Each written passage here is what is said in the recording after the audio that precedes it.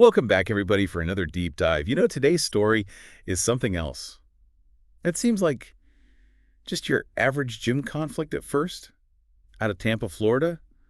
But Yep. then, well, you'll see where this one goes. Yeah, it really makes you think about how we react under pressure and also the impact that just one person can have just by stepping in, you know? Right. Okay, so set the scene for us. Where are we? So picture this, Iron Haven Fitness in Tampa. It's a busy afternoon, weights are clanging, music's pumping, treadmills are whirring. The usual gym scene. Everyone's working hard, focused on their own thing. God, I can see it. And that's where we meet Tasha, right? Exactly. Tasha is a 38-year-old nurse. She's just looking to de-stress after a long shift. Strong, dedicated, doesn't back down easy. You know the type. Yeah, for sure. But things are about to get a little less zen, right? Yeah, unfortunately. Enter Ethan. Now, Ethan seems to be having a pretty bad day. Impatient, agitated, and he's laser focused on the squat rack that Tasha happens to be using. Yeah, you can feel the tension starting to build. His comments get increasingly aggressive.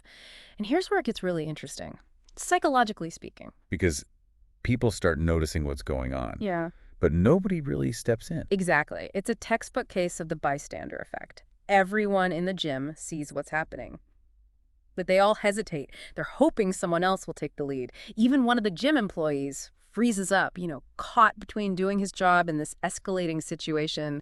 That diffusion of responsibility is powerful. Yeah, wow. So no one's stepping up. The tension is just building and building.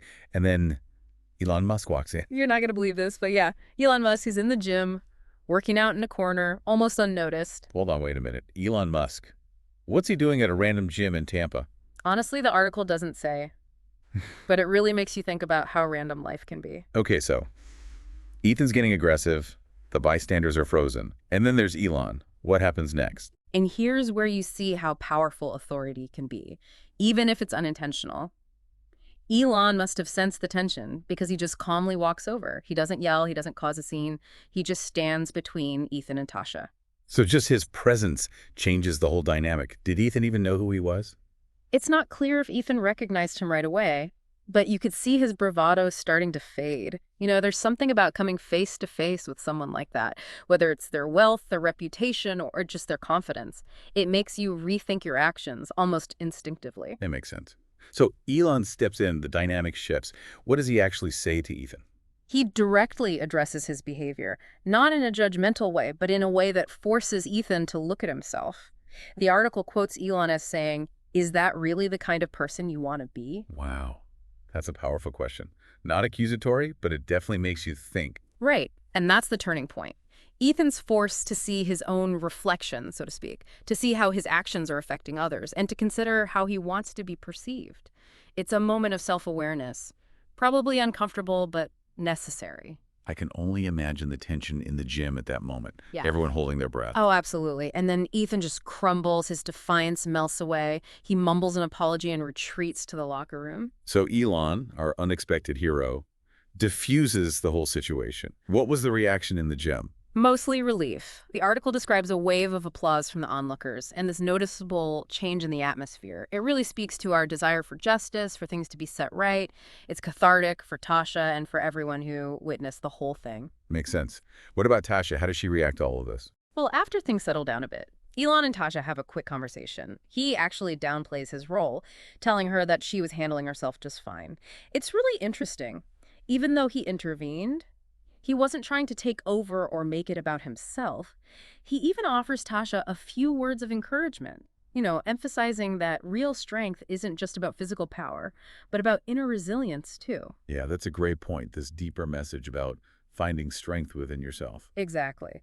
And what's even more remarkable is how this whole incident impacts both Tasha and Ethan in very different ways. Instead of feeling like a victim, Tasha actually feels empowered by the experience. It strengthens her belief in herself and reminds her that there are people out there who will do the right thing. Like it gave her a boost of confidence, knowing she's not alone. Exactly. But Ethan, on the other hand, he's left grappling with the consequences of his actions.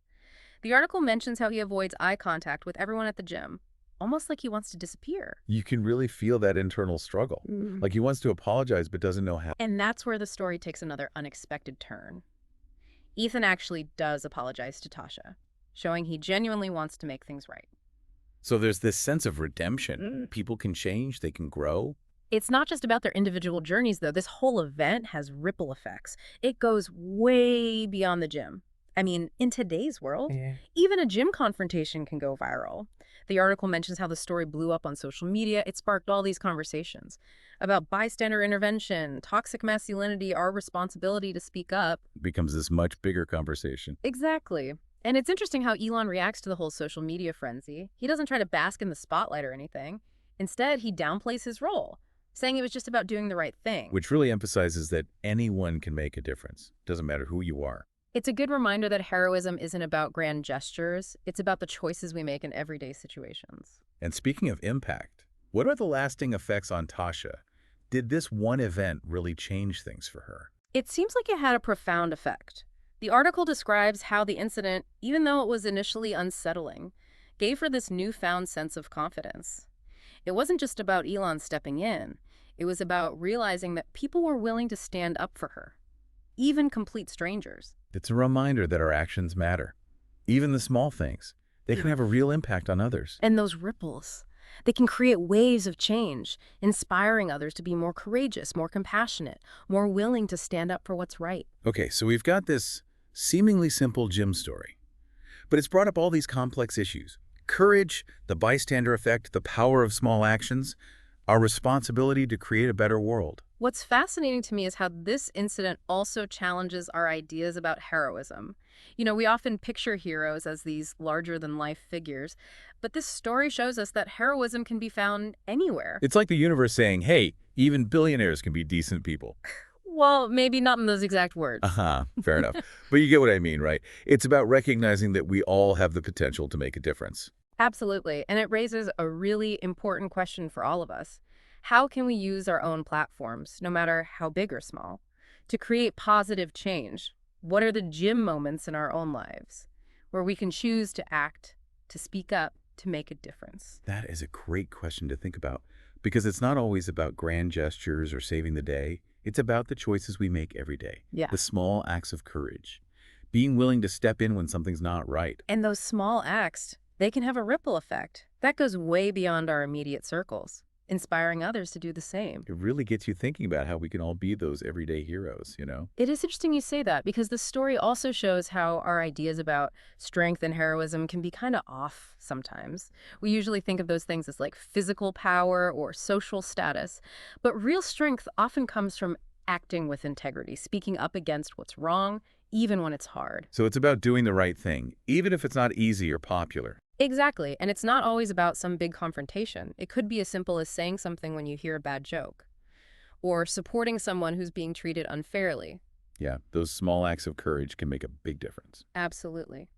And you never know how far that courage might spread, inspiring others to step up in their own gym moments.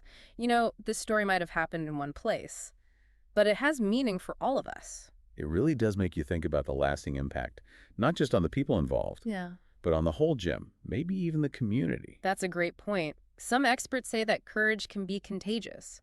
So maybe this event started a chain reaction, making people more likely to stand up for what's right. It's fascinating to consider. We've explored this story from a lot of angles, but that question really sticks with me. It's not just about what happened in that gym. It's about how one act of courage can potentially change an entire community. Yeah, it brings us back to what this whole deep dive has been about. The power of small actions, the responsibility we all share, and how everyday heroes can create real, lasting change. So as we wrap up, I want to leave you with this thought. What would you have done if you were there? Would you have been a bystander? Or would you have found the courage to act? And even more importantly, what are your gym moments, those everyday opportunities to make a difference? Think about those questions.